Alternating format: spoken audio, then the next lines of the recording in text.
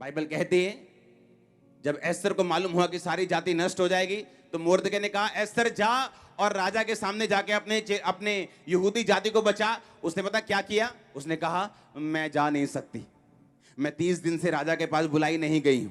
मैं जो कोई राजा के पास जाए और राजा ऐसे राजदंड बढ़ा के जिसकी इशारा करता है वही राजा के पास जाता है। दूसरा अगर अपनी मर्जी जाने की कोशिश करे तो उसको सिपाही रास्ते में मार देते हैं, ये राजा का हुक्म है।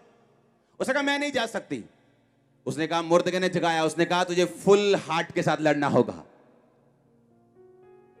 एक होता है नहीं नहीं ये जेन्युइन है, मेरे घर में बहुत दुख है, मैं चर्च नहीं जा सकता। नहीं ये जेन्युइन है, देखो मेरा बच्चा बीमार है, मैं प्रार्थना नहीं कर सकता। देखो ये जेन्युइन है, ये तो मंद बुद्धि है, मुझे सारा दिन इसका ध्यान रखना है, मैं तो प्रेयर नहीं कर सकती। आपके बहाने जेन्युइन हो सकते हैं, असली हो सकते हैं, लेकिन अगर आपको फतेह पानी है, आपको फुल हार्ट के साथ लड़ना होगा और जीतना होगा। आप मेरी बात समझ रहे कि नहीं? वो लड़ाई हाफ हार्टेड नहीं चलेगी। वो बहानों के साथ भी, चाहे वो जेन्युइन क्यों ना हो, आप उसको जीत नहीं सकते। उसने जेन्युइन बहाना दिया, उसने कहा मैं नहीं जा सकती, यहां का रूल है। वो रूल ये है कि अगर राजा राजदंड बढ़ाएगा तो ही अंदर जा पाएंगे। 30 दिन से मैं राजा के पास नहीं बुलाई गई हूं, अपने आप कोई राजा के पास नहीं जा सकता। उसने कहा अगर तू कुछ नहीं करेगी तो परमेश्वर किसी ना किसी तरीके से अपनी जाति को तो बचा लेगा, पर तू अपने घराने समेत नाश होगी। दूसरा रूल ये है, जब आपने फाइट करनी है, ये सोच के करनी है कि पूरी ताकत, पूरा दिमाग, पूरा दिल, पूरा शरीर, पूरी आत्मा लगाकर आपको लड़ना है और जीत आपकी सुनिश्चित है। जिस तरह सूर्य आना सुनिश्चित है, उस तरह जीत आपकी सुनिश्चित है। आमीन ऊंचा, ये आशीष आपके चर्च। मैंने कहा आमीन ऊंचा, ये आशीष आपके चर्च। Hallelujah, hallelujah. उसने कहा मैं तो जा नहीं सकती। उसका बहाना तो बड़ा जेन्युइन था कि ठीक है भाई तू जाएगी तो तू मर जाएगी। उसने कहा नहीं, जब भी तुम्हें लड़ना होता है ऐसी सिचुएशन से जिसमें शैतान मिला हुआ है, तुम अपने बहानों को यूज नहीं कर सकती कि मेरा पति दारू पीता था, मैं तो प्रार्थना नहीं कर सकती, मैं तो बड़ी बिजी हूं, मैं तो प्रेयर नहीं कर सकती, मैं तो बहुत बिजी हूं, 2 जॉब करता हूं क्योंकि मुझे अपने मकान की ईएमआई भरनी है और अपनी गाड़ी की ईएमआई भरनी है, मैं तो प्रार्थना नहीं कर सकता। परमेश्वर कोई बहाना नहीं सुनता और ना ही शैतान सुनता है।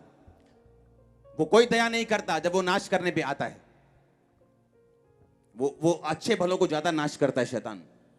जो चंगे लोग हैं, जो अच्छे लोग हैं, उनको वो ज्यादा पकड़ता है, आपको मालूम, ताकि वो एक एग्जाम्पल ना बन सके, ताकि लोग यही कहते रहे कि देखो अच्छा था इसलिए ये पकड़ा गया, इसलिए ये फंस गया, इसलिए ये ऐसी हालत में है आज। इसलिए शैतान उन लोगों को पकड़ता है। और परमेश्वर ने कहा तुम्हें फुल हार्ट के साथ लड़ना है, फुल फाइट करनी है, और मैं तुम्हारे साथ हूं। संग्राम यहोवा का है, जीत तुम्हारी है। आमीन ऊंचा, ये बरकत तुम्हारी है। उसने कहा मैं तो जा ही नहीं सकती, मेरा बहाना तो जेन्युइन है।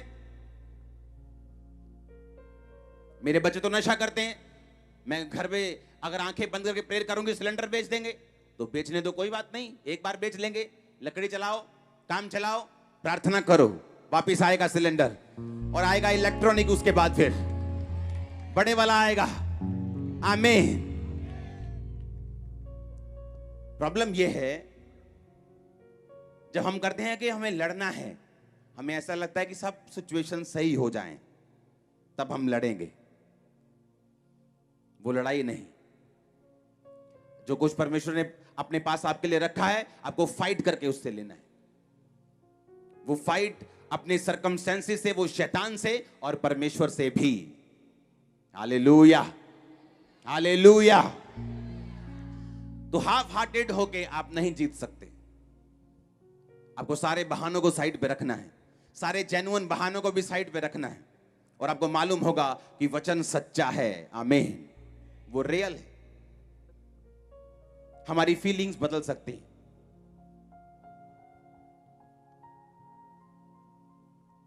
लेकिन वचन नहीं बदलता। आज किसी को लगता है कि परमेश्वर असली नहीं है, उसकी फीलिंग है, वो बदल सकती है कल को जब वो परमेश्वर के काम देखता है। आज उसकी फीलिंग है कुछ भी, लेकिन कल उसकी फीलिंग बदल सकती है। लेकिन वचन कभी नहीं चेंज होता, वो एक सा है, वो ताया हुआ है, वो सिद्ध हो चुका है, वो एक सा है। परमेश्वर भला है तो है, सिचुएशन क्या है कोई मायने नहीं करता। वो चंगा करने वाला है तो है, बीमारी है ये मायने नहीं रखती। वो चेंज हो सकती है लेकिन परमेश्वर चेंज नहीं हो सकता। आमीन।